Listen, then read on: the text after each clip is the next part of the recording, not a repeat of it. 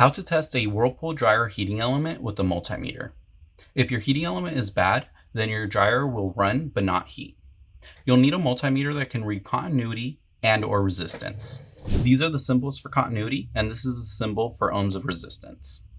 Before using your multimeter, if you see any type of break, then you know your heating element is for sure bad. Sometimes you'll be able to see in here and see a break, and then you know for sure it's bad and needs to be replaced. You don't need to use your multimeter. If your multimeter is set to continuity, then when you touch each end of the leads together, you'll get a beeping noise. You'll then touch each end of the leads to each end of the terminals. It doesn't matter which lead goes to which terminal. And if you get a beeping noise, then that means it's good.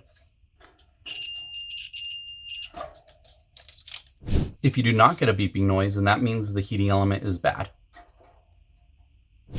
If your multimeter only has ohms of resistance and it has multiple options, then you'll want to pick the lowest option. You'll know you're on the right option when you touch each end of the leads together and you get a reading on the screen. Any reading is okay. You'll then touch each end of the leads to each end of the terminals. It doesn't matter which lead goes to which terminal. If you get any sort of reading, then the heating element is okay. Technically, you do want it to be above 9. If it jumps around like that, that's okay, and it's completely normal.